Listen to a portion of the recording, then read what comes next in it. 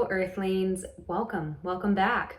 So today's video is going to be an interesting one. I'm titling this my abduction story, but I don't really want to call it that. I'm not really down with alien abduction, or at least that word. It kind of feels like taken or kidnapped, or I don't know, theft of my body or my consciousness, which my experience, or at least what they showed me as like a memory, maybe a subconscious memory, doesn't really feel like that.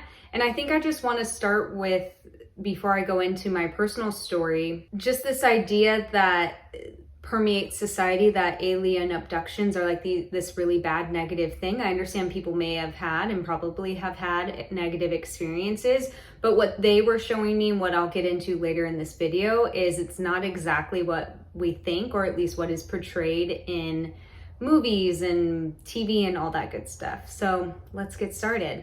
I've had people ask me, especially in the last year, as I've been more open about sharing my experiences with the ETs, I've had people ask me, have you ever been abducted? And I'm like, no, I don't think so. It doesn't really ring a bell, doesn't feel like something true to my body. I just wasn't attached to it. And I think a lot of people would have, it almost was like this assumption that I would have been because of my communications with them, which I guess those assumptions are kind of right now that I think about it.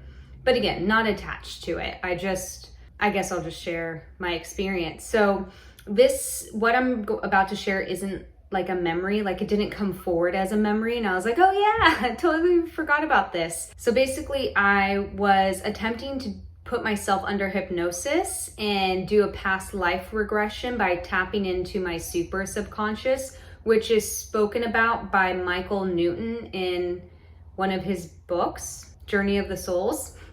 I almost forgot what it was called. And so something else Michael Newton talks about in that book, in Journey of Souls, is this idea of dual consciousness. So he'll put someone under hypnosis, but then have them speak for their subconscious and the consciousness of someone else. And I felt before where I've been in a hypnosis state where I've spoken for myself and for the entity that I'm channeling. So I'm like, I bet I can do this. Like, what else? Let's give it a whirl.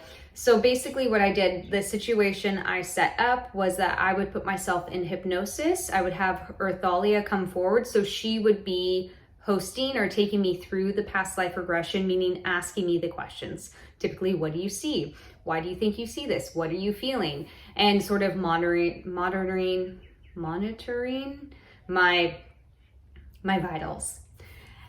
And so we begun, and again, the intention was a past life regression to see if I could put myself under hypnosis while having Urthalia ask me the questions. If you're new here, Urthalia is a benevolent zeta, a tall gray that is sort of like my cosmic guide. And we typically meet in what I call the 5D dome. It's basically this, for lack of a better word, spaceship that hovers over the earth, and it holds a 5D frequency. And we just have meetings there, and I work with another group there called the Guardian Fellowship. And just a little backstory, typically when I walk onto the ship, or I basically astral project onto the ship, I'm typically met by these other grays that they're always kind of like working, like doing the control panels on the ship. And they always just kind of like look at me, don't really give me a lot of attention. I always feel really bad about it. They're not mean or anything. They just don't really work with humans. And there have been times where with Urthalia, me as Chelsea, she'll put me on this table and do healing energy on me. So that's like a little bit of backstory in case you haven't watched the previous 2 videos, I believe, 2 or 3 videos, 2. So I'm recording this, which is something I've done before. So I'm just recording my voice. So basically Urthalia will ask me a question and then I'll kind of repeat the question, but then answer it. So this is something I've done before in trance channeling. So I'm like, not too shook on how to do it. And she asked me, she's like, okay, what do you see? And I noticed, even though I'm in this sort of trance state, I just want to explain, like, you are consciously aware. It's like you're kind of asleep but focused. It's sort of like the essence of meditation, basically, which is you're hyper vigilant and focused, but like in a relaxed state of surrender. So you're not attempting to focus, you're just aware. And so she's like, okay, what do you see? And I'm like, oh, we're on the ship. And my voice kind of changes just a little bit. It just becomes like, I I don't really want to do it, but just sort of like, oh, like kind of playful. That's the word. Oh, we're on the ship. And she's like, okay, what do you see? I'm like, they're here again. She's like, who? And she's like, or I go, them. I'm like, I wish they would play with me. Or I say something, I can't remember in the recording. I'm like, I wish they'd be more nice to me. And she's like, why do you think they're mean to you? And I'm talking about the Zeta, the little guys like working the ship. And I don't know, I just kind of like say something like, I wish they would just give me attention. Or like, I wish they would play with me. And I kind of say it in this playful manner. She's like, okay, what else do you see? And I'm like, oh, the table. And she's like, what about the table? I'm like, I like the table. The table's fun. And the visual I'm seeing is the table where they would have me lay down and work on me. And she's like, okay, what else do you see? And I'm just sort of describing more of the ship and how I enjoy coming here. And I'm like, really like being here with them. And then she does something where we kind of pan out and I see little Chelsea, like I'm maybe 5, laying on the table in my pajamas. And I'm like giggling and just like, you know, trying to touch stuff and be like a kid. I'm like, oh, I've been here before. I come here a lot, like kind of talking like, you know, like a little kid. And so I start to almost come back out because I'm like, what the hell are you showing me? And Urthalia is like, calms me down, which is pretty typical in a hypnosis state too, with the hypnose person just being like, it's okay, you can relax, take a moment. And they pull up a screen above me, above little Chelsea, like childhood Chelsea. And I'm just supposed to like laying there giggling, and Urthalia is there like talking to me while the other ETs kind of pull up the screen and do a scan of my body and just sort of checking my vitals and seeing what's up and asking me, how am I? And so the screen is, I remember it like going into my third eye and then scanning down and just having this knowing that they're checking my DNA, like they're almost like my metaphorical parents. It felt weird. It felt like how I was kind of tapped into the little Chelsea, and I was aware and so in love with my human parents, but I also like, I was looking at them as my caregivers too, which again, so this is big Chelsea trying to come out of hypnosis. I felt safe. Like, of course I can come out whenever I'm ready, but Urthalia is like, no, it's okay. Just if you're willing to and able, just keep watching, keep following. And basically, again, just through my clair knowing, it basically felt like they were showing me, or Urthalia wanted me to know that I am in a way this like hybrid being, this hybrid entity.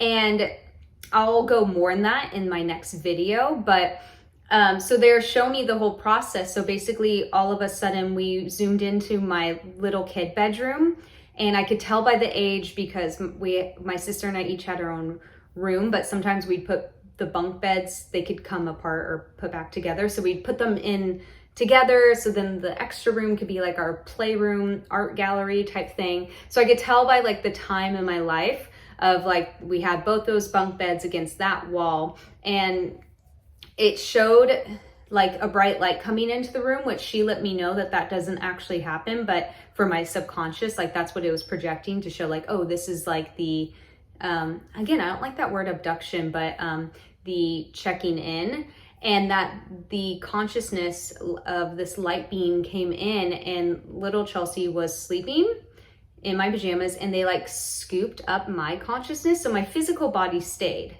That's like a main thing. They're like, but your physical body stayed. We gathered your sort of astral body or your consciousness and kind of went into the ship. And the whole point was to check in and see how you're doing, seeing how the DNA integrations are, the hybridization, and just see how you're faring. And she said, we visited you a lot as a child because that was really a challenging time for you.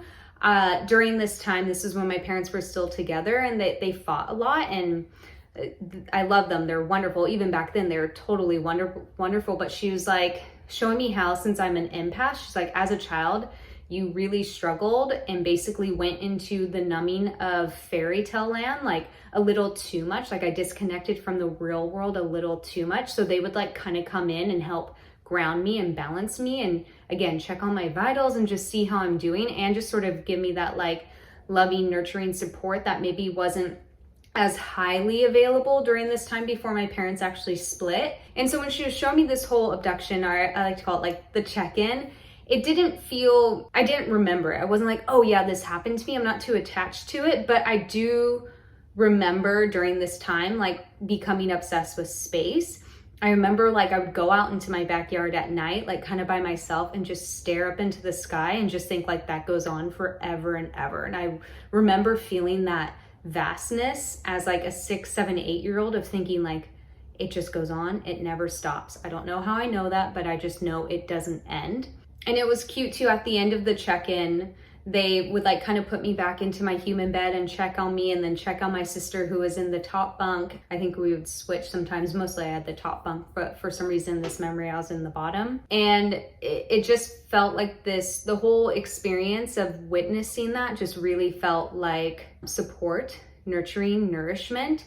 And they went on to tell me, I mean, again, how I kind of said earlier, like this is more typical of what these check-ins look like / abductions. Like there are entities that can, I guess, they didn't go too much into it, but they're like, there's a contract. They can't just come in and take you without your permission. Because I was sort of like, how did this happen? And how do I not remember it? And they said, you remember it as a child, but of course, as you get older and the, you know, the programming and the patterning and conditioning kind of comes in. They said, we have always kind of checked in on you, your night terrors, which I just had one like last week, but they're like, often when we put you back in, you'll start to wake up and sleepwalk and sleep talk and become fearful. And she was like, that's why a lot of people think of alien abductions as like a negative thing, because they tend to wake up just as they're being put back in. So they're displaced and scared. And if they do remember, it's like people remember being on an operating table, which is what they had me on essentially. But they were like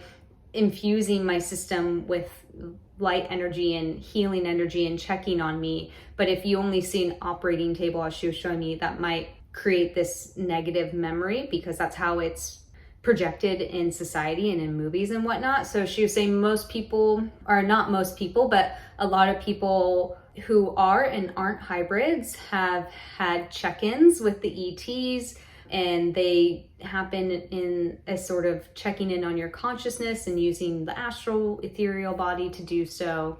And it's all just to really check in on us, those of us who have these contracts to work with the ETs in certain capacities. And there's no hierarchy. It's not, you know, only special people do or don't. They say it is a lot of energetic work for the physical body. So it's not something, how she put it, she's like, it's not something like everyone even wants from a physical standpoint, because it is quite taxing. But for those who do have like this sort of soul contract with the ETs to work with them, again, in a certain capacity, it's just part of the journey. So in my next video, I'll go on to share more about how they showed me that in like this Zeta hybrid thingy. I call it the zipper video. They unzipped me. It was quite the time. So thank you so much for joining and watching. And if you feel you've been abducted or have had check-ins before, as I like to call them, comment below, and I'll see you next time.